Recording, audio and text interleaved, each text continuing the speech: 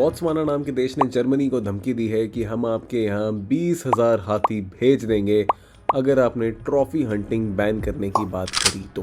Trophy hunting का मतलब होता है ये ऐसा शौक जिसके लिए बड़े जानवर जैसे हाथी, जैसे शेर, इनको बेरहमी से मारा जाए और शौक के लिए इनका कोई बॉडी पार्ट जैसे इनका सिर, इनकी स्किन, उसको वापस घर लेके जाए एज अ ट्रॉफी। इसको बोलते हैं ट्रॉफी हंटिंग।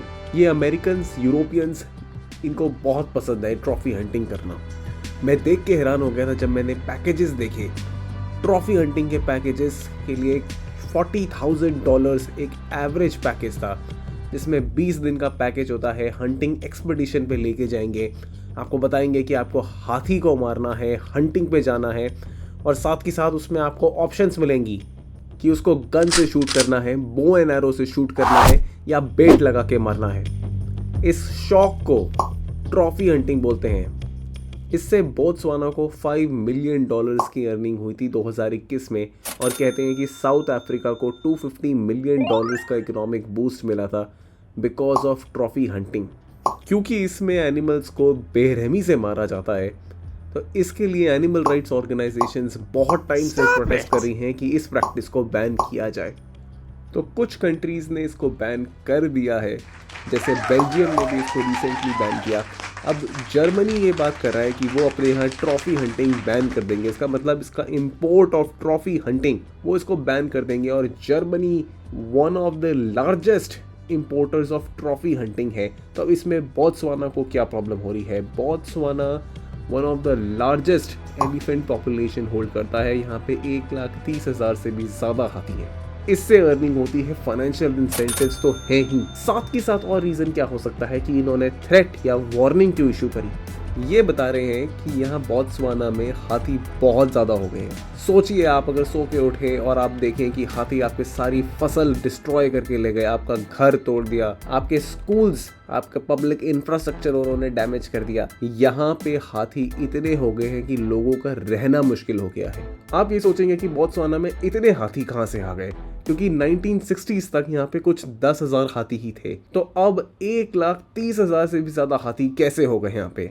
और जबकि इसके साथ के देशों में जैसे अंगोला में हाथी बहुत कम है, तो ऐसा क्यों हो गया? देखिए, अंगोला जैसे कंट्री में इलीगल पोचिंग बहुत हुई और बोत्सवाना में एलिफेंट कंजर्वेशन पे काफी फोकस दिया गया। 2014 से 2019 में ये ट्रॉफी हंटिंग की प्रैक्टिस भी बैन कर दी गई थी। पोचर्स पे शूट एट साइट का ऑर्डर इशू कर दिया था। और आप हैरान हो जाएंगे सुन के कि एलिफेंट्स इतने इंटेलिजेंट क्रीचर्स होते हैं कि जब उन्हें दिखा कि बोत्सवाना में उनके लिए एक सेफ प्लेस है, तो उन्होंने चोबे नदी पार करके अंगोला जाना ही छोड़ दिया। वो बोत्सवाना में ही इकट्ठे होने लग गए। और सिर्फ बोत्सवाना ही ऐसा देश नहीं है जो हाथियों को या बड़े जानवर की ट्रॉफी हंटिंग अलाउ करता है। साउथ अफ्रीका और नामीबिया में राइनोस, मेक्सिको में बिग हॉर्न शीप और कनाडा में पोलर बियर्स।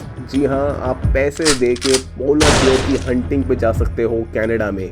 जैसे थोड़े टाइम पहले बोत्सवाना ने लंदन को ये कहा था कि हम 10,000 हाथी आपके फेमस हाइड पार्क में छोड़ देते हैं, आप उनके साथ रह के दिखाइए। लेकिन चलिए थोड़ा सा अगर सीरियस बात करें कि जैसे उनके प्रेसिडेंट ने कहा था this is not a joke, तो क्या ऐसे इंटरनेशनली 20,000 हाथी ऐसे एक कंट्री दूसरी कंट्री में बेच सकता है? तो थ्योरेटिकली यस, बेच सकते हैं, क्योंकि African elephants sites convention on international trade in endangered species की अपेंडिक्स 2 में आते हैं। अपेंडिक्स 2 का मतलब होता है that the species are not necessarily threatened now with extinction. इसलिए वो लाइव एनिमल का ट्रेड कर सकते हैं। साथ ही जो एशियन एलिफेंट्स हैं वो साइट्स के अपेंडिक्स 1 में आते हैं, which are threatened with extinction. इसके लिए उनका ट्रेड करना कमर्शियल पर्पज इसके लिए अलाउड नहीं है। तो थ्योरेटिकली बोत्सवाना 20,000 हाथी बेच सकता है अगर वहाँ पे जो जर्मन इंपोर्टर्स हैं वो प्राइवेटली उसको इंपोर्ट कर लें और अप्रूवल्स ले लें। लेकिन प्रैक्टिकली देखें तो ऐसा नहीं हो सकता, क्योंकि फाइनेंशियल कॉस्ट भी कंसर्न्स हैं, सस्टेनेबल इकोलॉजिकल कंसर्न्स हैं। लेकिन ये बात कही जा रही है कि जर्मनी क्यों ना अगर 20,000 हाथी अडॉप्ट ही कर ले। तो इसीलिए IUCN की रिपोर्ट ही कहती है कि ट्रॉफी हंटिंग को कंप्लीट बैन या कंप्लीट अप्रूवल देने की जगह अब और सस्टेनेबल तरीके ढूंढिए और sustainable management of elephant population की तरफ ध्यान दीजिए।